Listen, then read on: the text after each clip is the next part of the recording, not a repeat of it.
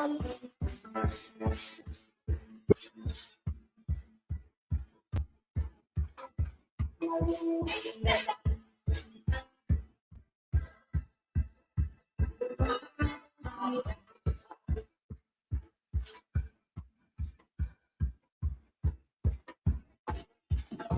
people will fight you down when you see that. Tell you if you're not wrong, where everything is alright. We gonna walk through the roads of creation. We need a generation trying to bring the land in this accident.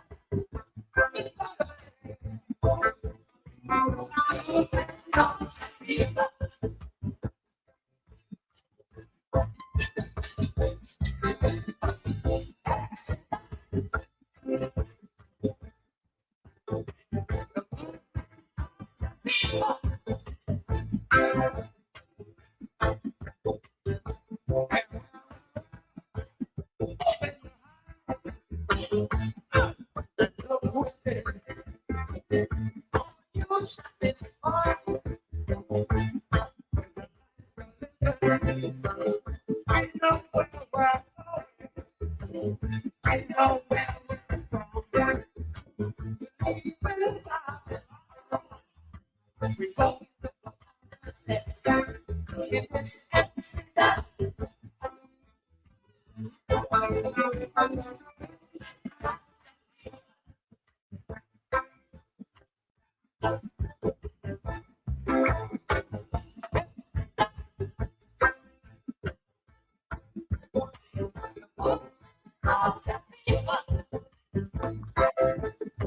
All right, movement of the people. We're back. You know how it is when you're traveling. I'm Mazvita Maraire. This is CascadiaSports.net. And when you've been gone for about 8-9 days, I mean, you know, it is what it is. So, yeah, had to find that link. D-Money sent it last week. You know, that guy, dude's a little too kind of proficient. You know, I mean, as soon as this show's done, he's sending the link for next week.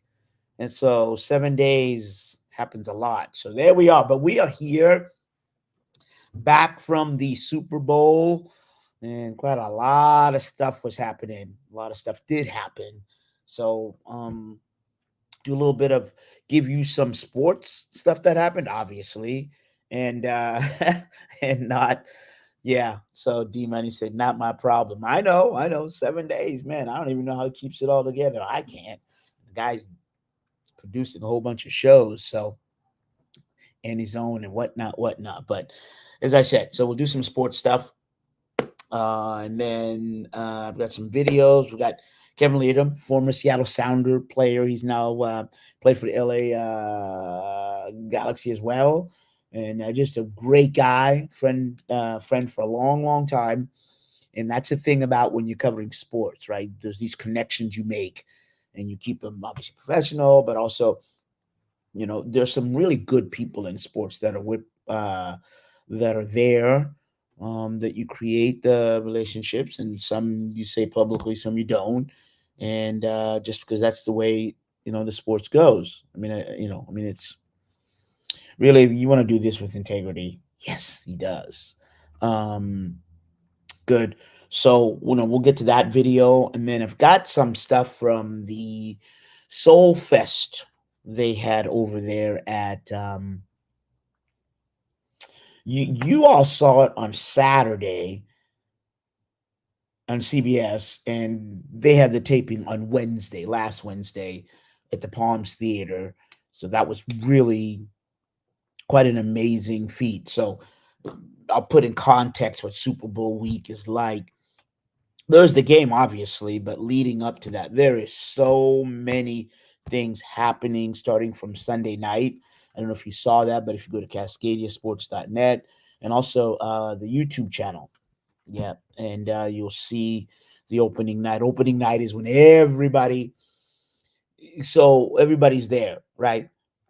In terms of the players and what they're now doing, the NFL fan experience, fans can buy tickets to opening night. What is it? Opening night is basically all the players on both teams are on the field, not at the same time, but in podiums. And then all the press are invited. You got to get credentialed. You go there, and then you ask questions. I should note here the delineation between game week and then Sunday. So if you're a legitimate, you know, outlet, you'll be able to participate in all of the game week activities. So again, like opening night, I should players media opening night. And what's interesting with that, as I said, everybody's there, and it's one of those things where the players get asked all kinds of questions. And I think we played that last Tuesday, and so it makes for an interesting perspective. And I remember now we did, and we showed you that part of it. Then you get to Tuesday, and there's all kinds of meetings, and those meetings and press conferences are from the NFL. The commissioner will have his meeting that day. Um, all the different other entities that are there, local organizations. The players will do something with some nonprofits. There'll be people there, uh, hosting that press conference. And then there's the media row. So again, you walk in there, and everybody is you apply for a table, and if you get a table, then that's where all the players come in. The the non-participant in the Super Bowl, former players, and who comes in because they want to be interviewed. So all the outlets have, they're broadcasting live from there. And we're going to try to broadcast live from there next year. So keep our fingers crossed all week. And then what happens there? So, and it's huge. Let me try to think. Think of a gymnasium. That's the large impact of it. A regular, I would say middle school, but think of a high school gym. Let me try to think. Yeah, high school gym. So, just tables everywhere, mics and people talking, and you get all this. People are pushing this and that, and they had these great chicken wings that they were pushing. So, and then to the side there is the media workroom, and again, I would say it's as big as a gymnasium. Banquet tables with plugins, with Wi-Fi, all set up there. And so from there, now you get to pick and choose in terms of working what events that you're going to attend. What story are you going to write? Which press meeting, which press conference are you going to go there? Like even for the Usher concert, they had that. Apple had its halftime show press conference that Wednesday. So Usher, so what you have is the Apple people there, and Usher's there, and all the performers. Not all of them were there, but they were there. Like Alicia Keys, I remember Alicia Keys being there, and the year before Rihanna had showed up. So it gives a chance for the Q&A with the press. And that's what they're trying to do, right? They're trying to promote halftime show, press outlets, get this out to your followers, get it out, those kinds of to your outlets. So that's all going on all week. Now, I'm not saying anything. I mean, I am, but I'll get to it right now. Then during the night, those are all the famous parties you hear about. There's parties every single night. Some are hosted by certain sponsors. Some of the players. No, I ain't gonna tell you where I went and what happened. As you know, what happens in Vegas, you already know, stays in Vegas, um, except sports stuff. But I mean, it's you're ripping and running the whole time, and you know, think of all the places to have in Vegas, the lights and everything else, and so I stayed at the Excalibur. So it goes Excalibur, and then there is the Luxor, and then the MGM. So what's great about that is you just walked, and it was a long, long walk. So I got my steps in, but because the media hotel was the Luxor and the Excalibur, but everything else that was happening, that is was at the MGM Convention Center. That's where Press Row was. That is where all the press conferences were happening and all the different media rooms and things like that. And then up top, they also had the fan experience. I was like two gymnasiums where fans, I'm sure they pay, and then there's all kinds of things, the interactive things fans can do. They can take pictures with the backdrop of certain teams, and if you already know they're buying stuff, right? They're buying jerseys, all kind of merchandise. So that's what that is, and I mean it just rolls. It just rolls, and that strip was alive and well, and you meet new people, old people, people things like that. So it is a full packed week. I'm telling you, from A to Z. And so I went out to a couple things. Did go out to the national NABJ, National Association of Black Journalists. They had hosted a little event. It's quite a nice southern restaurant, so it was off campus, off the strip, I should say. So there's always something going on. Amazing people, and gotta tell you, it is the best of the best. It really is about who's who in this thing. This is the top of your profession. Imagine if it's like that conference, right? Where the best in whether you're in the music industry, electrician, it doesn't really matter. This is where the best of the best are, and by that, you really learn. Right, you get to see best practices, and you tell people kind of what you're doing, and and you exchange trade secrets, and it ups your game when you kind of measure your game as well. So that'll give you a little bit of the what was happening there. And then let me see. I'm gonna go back to the Soulful Festival because it was really, really cool. It was Soulful Celebration, the 25th one, and as I said, you saw it, but Cedric the Entertainer and Tichana Arnold hosted it at the Palms Casino Resort. Damar Hamlin, if you remember, he was honored as a New Beginnings Award, honoree because of he came back this year after having a cardiac arrest on the field. CJ Stroud was there. I mean, everybody was there. Our guy Nate Burleson, Earth, Wind, and Fire played, and I think we got a clip of that. And then they had the Players Gospel, or the National Football League Players Gospel Choir also was there. So what this was putting players, gospel, and contemporary Christian performers, comedy, award-winning musicians, one stage. It was awesome. It was an absolute um, event. Oh yeah, that's right. Robin Thicke was there as well. And let me see if I can't do this. No, it was a lot of fun. And what I'm gonna do here, we're gonna try to show you get to this Earth, Wind, and Fire video. It's kind of cool. They still got it, by the way. Earth, Wind, and Fire still has it, and it's a good night. I don't think I would.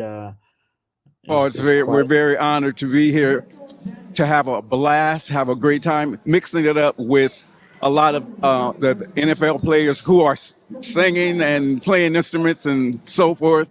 And we're excited about this weekend. Wouldn't want to be any other place. Thank you so much. Nice job, D Money. There it is. That was Earth, Wind, and Fire on the red carpet. I got to tell you, whoa! I did my first red carpet experience. Yeah, minus Menos to be quite ready. I mean, to be quite honest with you, I don't know if I'm a red carpet kind of photographer thing. It takes a long time, and it was quite the experience. Now my all my nephews and cousins and all those Danais over there in LA, and Doomies over there. The two Doomies are there. They're stars on that way, on the other end. I don't know. I think I like sticking to sports. The two are intertwined, mind you, but as a photographer, nah. Next time I'm gonna try to have somebody. Actually, it was fun, right? Because you're all kind of in a riser, and then the stars come out. Whoever they come out, they stop, they announce them, click, click, click, click. They walk this way about 3 feet, click, click, click, click. They go that way about 3 feet, click, click, click, click, turn this way, turn that way. And I'm like, oh goodness, I got the photo already. So, and then you get the interview. So I'm making light hard of it, but it was fun. It was absolutely fun. And yeah, so Vegas, Viva Las Vegas. They put on a real good show. And as far as the star appeal, I think this Super Bowl was a little bit more accessibility than the one in Arizona. Even though in Arizona it was at the Phoenix Convention Center, everything was there in top 3 floors. Here you had to walk a lot, but there was a lot more going on. So there is that. Let's say we've got Kelvin Leerdam. I spoke with him, and so we'll do that interview in the second half. I was gonna do it in the first half, but hey, you know what? That's the star. So a lot of things are happening, and well, that they should.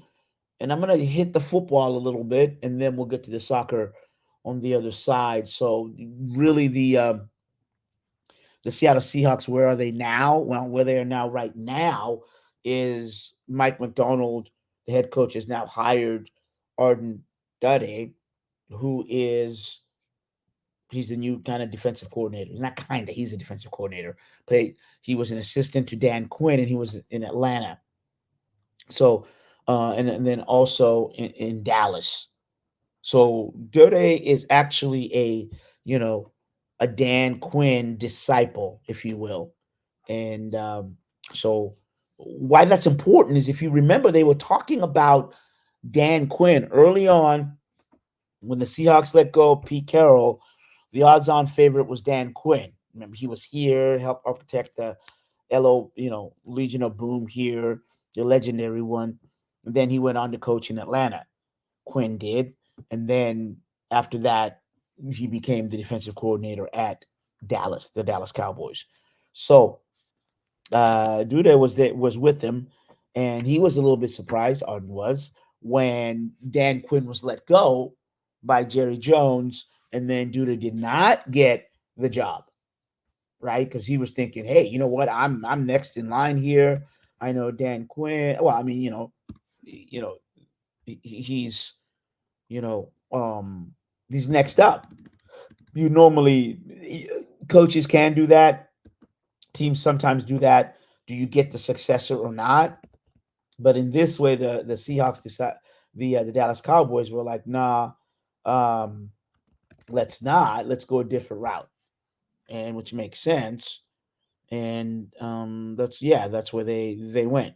Now it's Dure, by the way, and it's interesting because the Seahawks, who they ended up settling, right? So when Dure was gone, and they said when he was out there, the Seahawks picked him up.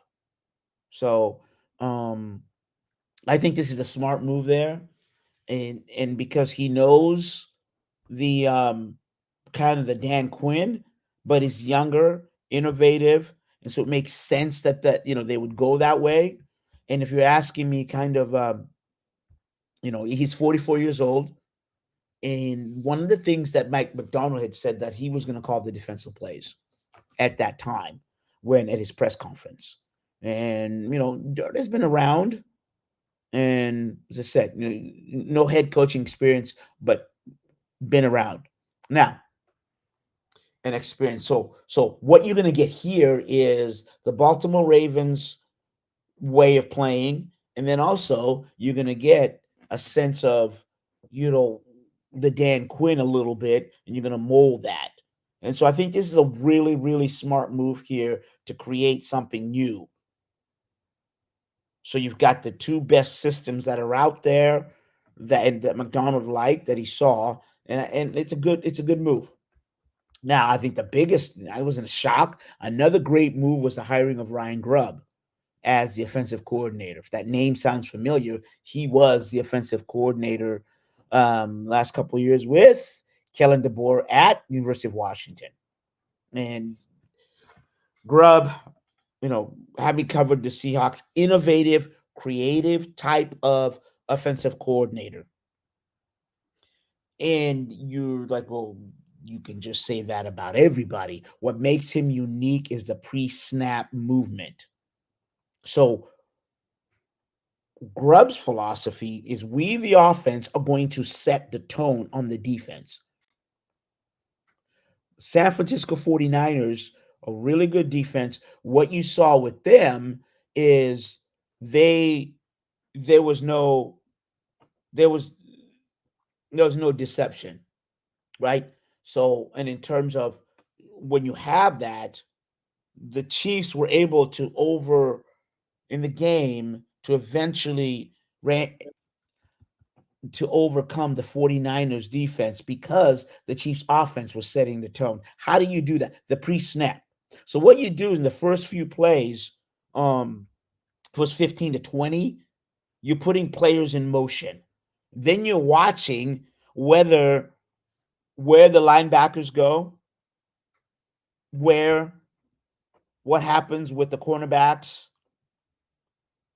Does the defensive lineman, if they're in a four-man front, does the edge rusher, when you when you take one of your, let's say, a tight end, you're in a two set, he motions behind the quarterback. Does one of the linemen, well, does one of the linebackers move with him? Right. So you're kind of watching that. Or do they let your tight end, your wide receiver, go ahead and go from left to right, and then someone picks him up over on that side? Then do they shift, right? The cornerback, do they have a slot? Do they bring down the safety? So all those things you're calling, you're watching, you're pre-snap. And then whatever movement they do or they don't, you're able to create a strategy from there. And that's the thing about Grubb. And if you remember this, the Huskies were prolific in that. Yes, they had Michael Penix, right? Heisman Trophy runner, but they had Roma Dunze, right? And so what it was, and their ability to shift, that's why they were always able to get that play. I guess obviously against Michigan didn't work out well, but it was a good game. So Jalen McMillan. So Ryan Grubb believes in the offense setting the tone, setting the pace. And I think that's, that's just something to be said in terms of where the Seahawks are going. I think this is really well. I think he's going now. He's going to learn a little bit, and there's a growing pain that goes there. But college defensive offensive coordinators have been successful on the biggest stage, that is the NFL. They have done that. And so there isn't that hey, is this too big of a gap for him? No, because some of the players are obviously real close to there, and these are the players. So I think that these are the players that 1, 2, 3 years removed from college, especially if you're talking about big programs. And yeah, so that's where I think the Seahawks are going. The Seahawks issues, though, is in terms of their free agents. So right now, to kind of give you a sense of what happens next in the NFL is, and you hear this all the time, is that players say, coaches will tell you, look, it's really hard to keep the same team. And why that happens is because on March, the new NFL fiscal year begins. Some of y'all, it's January, right? If you're in the school district, I think it's in August. For the NFL, it's March 31st. March 31st is that's when you get, the allocated salary cap money and those things. Now, in that, the teams have restricted agents, unrestricted free agents. And so in that, teams they can negotiate with their own on March 11th. So teams around March 11th, that is when teams are going to start negotiating with outside free agents. It's going to be interesting for the Seahawks. I have to tell you, this Friday, keep an eye out, because what happens here this Friday is Geno Smith. What do you mean about Geno Smith? Well, if Geno Smith is with the Seahawks this Friday, right? He gets $12.7 million, becomes guaranteed if he's on the roster. And he receives another $9 million on March the 18th. Now, if the Seahawks, so Geno is 17 million of dead money. I mean, that's what he's costing the Seahawks right now. If they let go of Geno Smith, that's the game, right? If you keep him, right, you got to pay him 16 change million. But if you let him go 17, that's what the key now is going to be, the salary cap thing, right? Because you got to draw down, right? It's a budget. Everybody, we all got a budget, right? You got to draw down how much is going out to certain players. Now, to my point here, unrestricted free agent. You know the big ones: Jordan Brooks, Bobby Wagner, Phil Haynes, defensive end Leonard Williams, tight end Noah Fant, and Evan Brown. So you don't even have a center right now. I think it's very interesting in terms of, let me start with the defense. So with Brooks and Wagner being free agents, those are the belly of your defense. Both of them, those starters, are now free agents. Leonard Williams, you picked up along with Mary Edwards, right? What do you do with that? Because what are they going to do? They're going to have to make a move there just in terms of their free agents. Quandre Diggs has got a big salary there. So do you keep him? And the obvious one is Jamal Adams as well. Now, offense. So Damian Lewis, your left guard, Evan Brown, talked about, is gone. Well, I mean, it's free agent. Drew Lock is a free agent. Jason Peters didn't play all that much, the big veteran. He will be, all pro, but didn't pan out as much with the Seahawks as they were hoping for. Kobe Parkinson. You got your two tight ends, Noah Fant, Kobe Parkinson, both free agents. The other one you're taking a look at is Will Dissly. So somebody's got to shake at the tight end position, if you ask me. So there's going to be a lot of movement in terms of what happens here with the Seahawks. A lot of personnel movement. DJ Dallas is also a free agent. Speaking of another good guy. Yeah. Today's Tuesday. Yeah, it's going to be interesting what happens on Friday. We'll begin to see an idea of where the Seahawks are going. All right. And I think we gave you all of that. And then the Mariners, if you're not aware, the Mariners are on their way.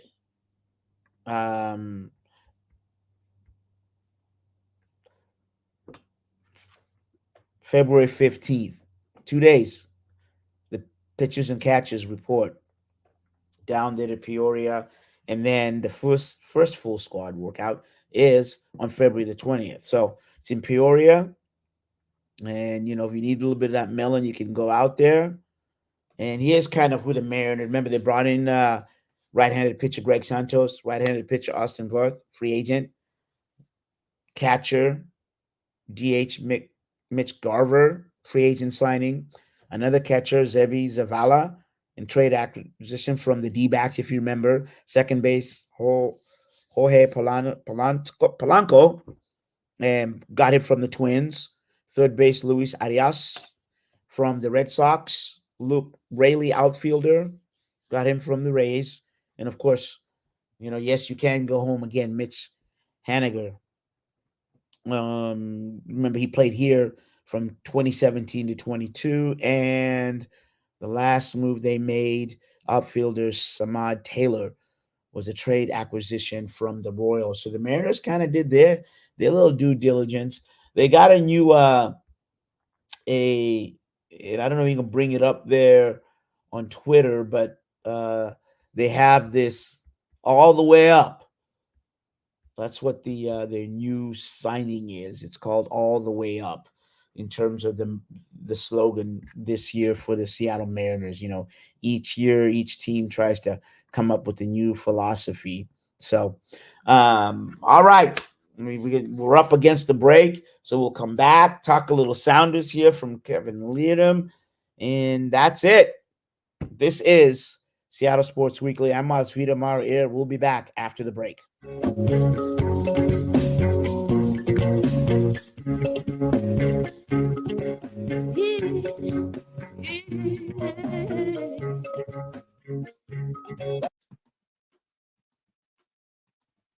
Rainier Avenue Radio. Rainier Avenue Radio. Celebrate Black History Month at the Call to Conscience Black History Month Museum, formerly Columbia City Theater, 4916 Rainier Avenue South. Call to Conscience Black History Month Museum features exhibits and installations. It's a guided tour. Installations include the Seattle Black Panther Party, the Black Heritage Society of Washington, the Rainier Cinema Black Movie Posters Collection, the Hartsfield Family Enslaved Quilt Collection, Revere XR, Negro League Baseball's Seattle Steelheads, NAACP Washington, Alaska, and Oregon, Giselle's Famous Chicken, Nasty Mix Records, Sir Mix-a-Lot, South Seattle Emerald, the Museum of History and Industry, Community Keepsakes and Memorabilia, Total Experience Gospel Choir and Pat Wright, the Black Prisoners Caucus, a display from the Tacoma Buffalo Soldiers Museum. Tuesdays through Sundays from 11 a.m. 7 p.m. There will be no other location where you can celebrate the achievements and the achievers of the Pacific Northwest and Seattle while recognizing the Black excellence that shines today. For more information, visit RainierAvenueRadio.org or call 206-290-9685. Greetings. This is your host, DJ Neftali, Rainier Avenue Radio.world, the best DJ in the Seattle area. You can catch me every Monday at 8 p.m. on YouTube. Like I said, this is DJ Neftali, the best reggae in Seattle, Washington, the best radio station, Rainier Avenue Radio.world. Come on, right? We must all remain committed to slow the spread of coronavirus, taking care of ourselves and not putting others in harm's way, especially those already at high risk of getting seriously ill, including people over 65 or those with underlying medical conditions. If you must be out, avoid crowded areas, stay 6 feet or 2 arm lengths away from others, and wear a face covering. Wash hands frequently with soap and water for 20 seconds, especially after being in public spaces. Avoid touching your face, cough or sneeze in a tissue, then throw it away. Disinfect frequently, touch objects, and if you have symptoms of fever, dry cough, and shortness of breath, call your healthcare provider before going to their office. Slowing coronavirus means taking care of ourselves while also protecting others. Even if you're not at high risk, these steps should be taken to help slow the spread of coronavirus. We are all in this together. Rainier Avenue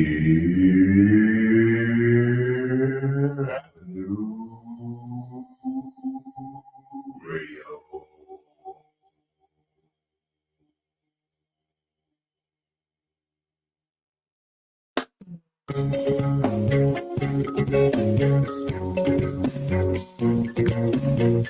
All right, we are back on Seattle Sports Weekly here on Rainier Avenue Radio.world. All right, let me some house cleaning here. A couple of promos.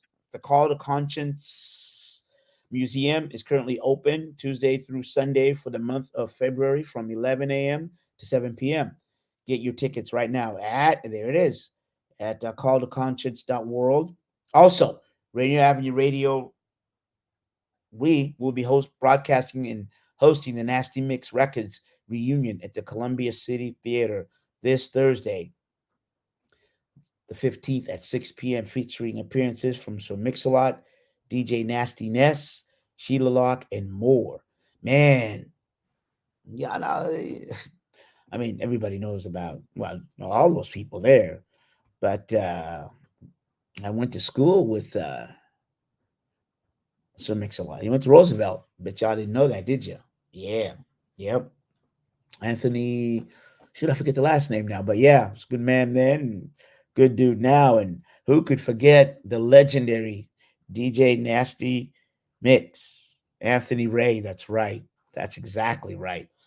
Who could forget the legendary DJ Nasty Ness on K Fox? Oh, that was their tagline. That's, I gotta work in my Fox call, but that's K Fox was the man. That's where you in the 80s, a little bit of 90s. That's where the music was. That's where the jams were. Yeah, you didn't know it had been around for a minute or so, but yeah, man, K Fox, man, they had it rolling. It's the only place you could get the rhythm and blues and also what was happening. And that's why that great relationship with Sir Mix-a-Lot and DJ Nasty and obviously Sheila Locke and all the stuff she's done. So all right, so we're gonna change course and caught up with as I said, Kelvin Leerdam. And so here's the interview I had down there in Vegas with Kelvin Leerdam, who used to play for the Sounders and then now plays for Malmo over there in Sweden. So I'm wondering if D Money, do you have the Kelvin Leerdam video? Let me see. Oh, you don't have it. I have it. All right. Oh, you got Nate Burleson? Nah, hold on. I will get the let's do that. We'll get the Kelvin Leerdam video for you here. And I thought that that's all right. We will. That's kind of working on my game. And so this is the one we talked to him a little bit, as I said, down there in Vegas. And we will pop it up here. Oh, hold on. We'll go that route. All right. And here's my interview with Kelvin Leerdam.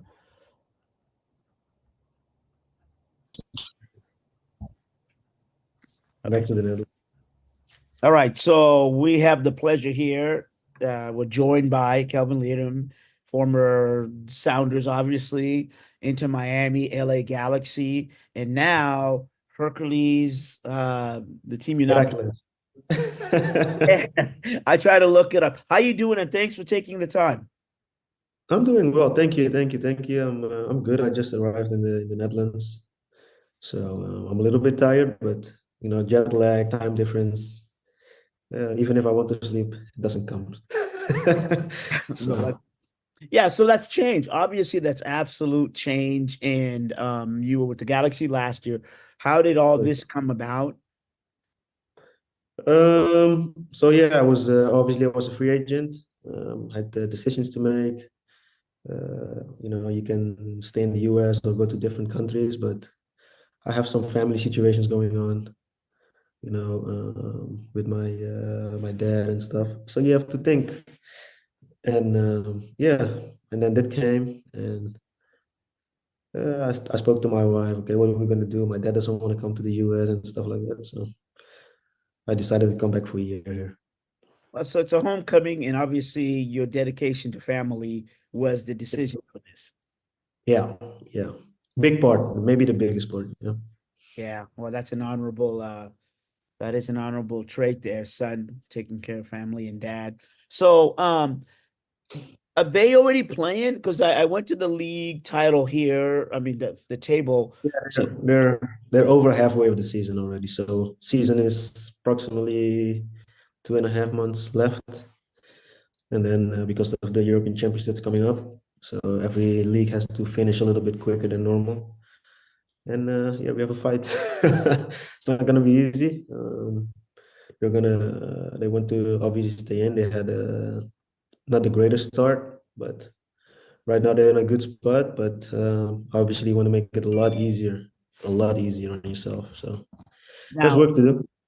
Yeah, I'm sorry. I'm looking at the table here, and they're 15th. I mean, there's a reason why they brought you. Obviously, they need some time to go there. That makes a lot of sense. So, is it like any other league where the bottom three drop off for relegation or not? Only the bottom two, and then the third from the bottom plays like a playoff style to stay in. So right now they're in a good spot, but you don't want to make it too tricky. Yeah, no, I see they're 5-4-11, and they're okay. Everything is very close. If you win 2 games, you're, I don't know, maybe top 8.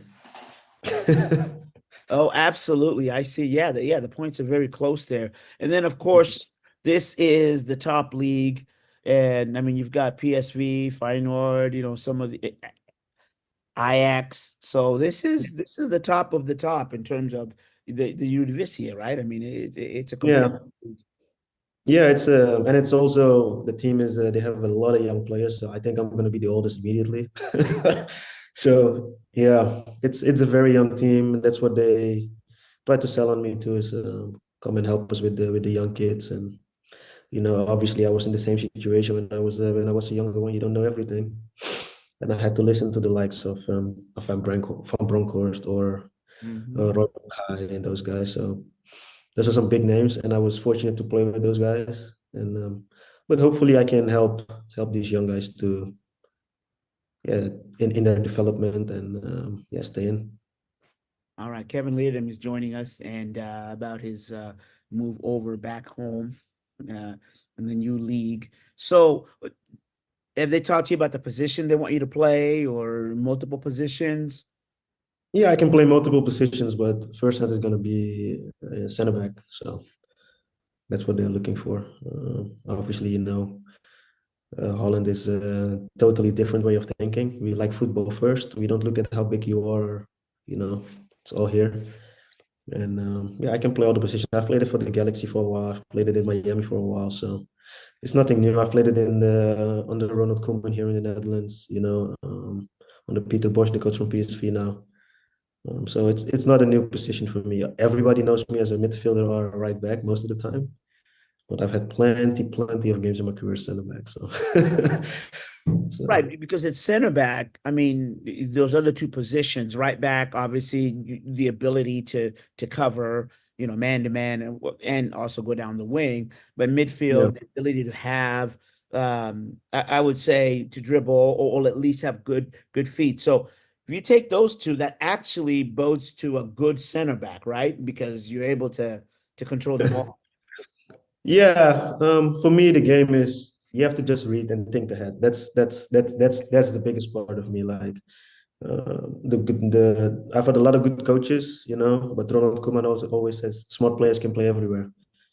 So it all starts here, and then everything else follows. And I understand the game, and even though I'm getting up there in age, I can still play. I still feel fit. I look good, no fat. So obviously, I'm taking good care of my body. So everything combined, yeah, I have to do my part, and hopefully, I can play an important part in the way we want to go. Yeah, how have you been able to take care of your body and stay that, I mean, I don't know what weight you are, and it doesn't matter to me, but I mean, people look at you, you're not, So I was trying to see if it only says your citizenship here, but I mean your height. But how have you been able to do that, Kelvin? How have you been able to take care of your body and stay in professional soccer so long? Yeah, it's not always easy. Obviously you need a lot of help. There's a lot of people that know more about the body than I do, and you have to be willing to take advice from other people. Of course, I have my own routines and stuff I like to do myself, but I don't know everything. And I could use things that people handed to me. And obviously some things I did like, some things I didn't. And from there, you build your own routine and you move on. And you also need a little bit of luck, of course, you can have a crazy tackle or whatever happens in your career, anything can happen. So luck is also a big part of it. And hopefully the way I am, I'd never had like big injuries and stuff like that. So yeah. Wow, So knock on wood. yeah, so hopefully the things I do and I can keep doing them and stay healthy, because football is the sport I love, and I've been doing it for a while. I think I'm going to my 18th season now. So yeah, it's been yeah, I think it's my 18th or 17th. There you something go. like that. So 18th season. So with that, just let's take a look back a little bit. Major League Soccer, what have you seen since what 2018? I mean, just overall, what have you seen this league, the evolution, and what are you taking? It's growing very fast, very fast. It's a lot of good players coming. Obviously, if you can bring in Messi, obviously that shows growth. That showed dedication to what you believe in as a league and where you want to go. And they are not done yet, in my opinion. They should keep investing. I hope they don't make a mistake to only bring young players in, two young players, because young players can only develop around some older experienced players, in my opinion. I had the benefit of it, so I hope they don't just focus on bringing only the younger guys, because you need experience around it. Like Seattle has been doing it. Like every club I go, but I've went, I can always point out to Seattle because they always had a good mix and they had a good culture. They have a good culture. They always keep their players for a long time. And I think that's also very important to keep the culture alive. So that's a good thing that Seattle does. A lot of teams in MLS, they tend to change things around.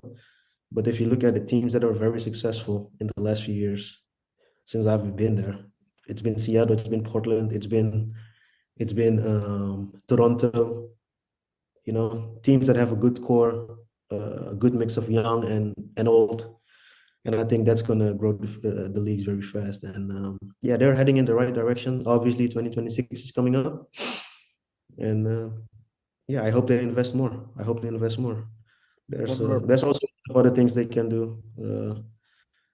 I've always asked myself why are there not old players who played in the league? Why are there not old players, for example, or referees? Because you look in the NBA, you look in the NFL, you always see old players who are, for example, referees. I'm not coming from the referee. I'm not coming from the referees. No, you never have. That's No, right. but I think it's something that can be added to the game because I'm a big American sports fan, and that's something that I've seen. Like NFL has old players that are refereeing the game.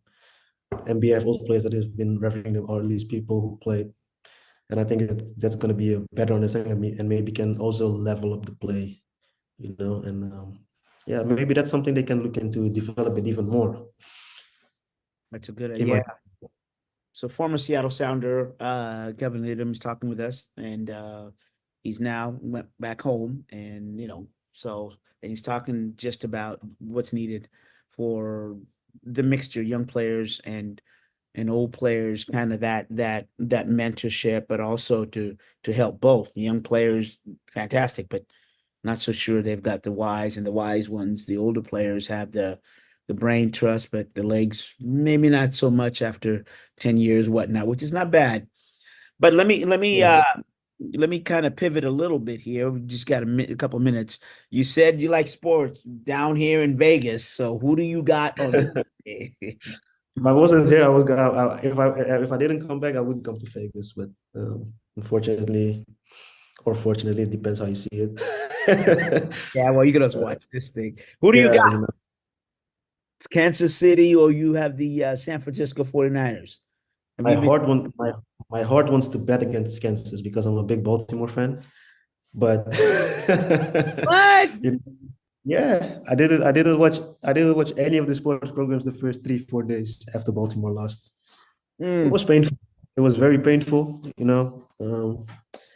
But yeah, the way Kansas has been doing the last few years, obviously they have to be the favorite. But knowing Kyle Shanahan and the way the 49ers are playing, they have so many ways to hurt you. And they're definitely going to do one thing that Baltimore didn't do. They're definitely going to run the ball in different ways. So yeah, I expect. You look at you. I got it. Well, I didn't know you were a football analyst, because that's absolutely what they're talking about down here. That Yeah, 49ers are going to try to run the ball technically inside, which is something that Baltimore didn't do. They run zone in McCaffrey. Look at, you're always surprised at what people know. I love sports. I follow every sport, Yeah. almost every. But I'm a big NFL fan. I'm a big NBA fan. Of course, a big football. Yeah. Our football fan. So I'm following them all closely. So I know a little bit. I know some of the players, especially the offensive players, because it's all about offense in the NFL right now. Mhm. So I think normally Kyle Shanahan and his team, they don't kick the kickoff, but I don't know, maybe he changes around this time. And they do kick, and they do take it, score fast, play good defense, stop them, maybe score in the first 2 drives, and then Kansas has to do something because in the playoffs they've been very good. They've been very, especially Travis Kelce against the Ravens. But if they were behind with the pressure they've been dealing with the whole season with players dropping balls, maybe that will come back because there's more pressure when you're behind, especially in the playoffs. So if I have to pick now, I'll probably say 49ers. Okay. I'll probably Okay. go for the- yeah. I think they're actually favored by 2-3 points to everybody's surprise. The Niners are, but I think that's because of the offense. All right. So I know, bro, thank you for your time. Here's Kelvin Leerdam, now former Sounder, LA Galaxy, Inter Miami FC, and now he is playing for Hercules. I gotta get this right. Hercules Almelo. Yeah, just say Almelo. Almelo, there you go. Because my that's the brother- city where the team is. So Yeah, so and it's not what city are they in? in Almelo. There you go. So yeah, it's not the biggest city. It's all the way. It's basically close to Germany. It's next to the border. And Wow. so now I'm home for the night today. It's like an hour drive from where I'm originally from. So I finally had the time to go see my mom today. My dad lives a little bit more further, but I think Sunday I'll go to him. Obviously, I've spoken to him a lot of times, but to go there, it's like a 2-hour drive. In the US, you guys says it's not too far, but here it's pretty far. Well, thank you so much. Good luck, to your dad and your family. And then again, thank you so much, Kelvin Leerdam, for taking the time here to, to chat a little bit. Good luck, and we'll catch up with you soon, my brother. Yes, thank you for your time. Also, it was great to see you again. All right, there you go, Kelvin Leerdam, and good interview, good guy, good soccer player as well. So let me just give you so again, it's Amelmo is where he plays over in, he went back home. So how do you like that in terms of Sweden? And it's called the Eredivisie, and it's the top league. There's a Sounders here, we're just gonna rotate to that. You hear the English Premier League, that's the top. So each country has its top, what it's called, its top league, and that's where he went to play. And so La Liga, as you've heard, in terms of Spain, the Barcelona, and those things. And then, as I said, so actually his team won. So they're 21-6-4. They played 21 games. And not bad. So 6-4-11 and doing well. So you always gotta like someone that decides family first. And that's one thing we've always talked to. He's always been close to his dad and his family. For him to go back to just shows, as I said, what kind of a true individual he is. Now for the Sounders, and now we missed it. That's okay because we're here. But the Sounders opened up their new gigs, their new training facility that took 2 years in the making, now opened. And we'll have more in terms of, next week, or maybe definitely CascadedSports.net will have it. I'll do a quick report up there on YouTube. But I'm gonna go. What we can do is kind of show you their video of the new facility. So let's go there.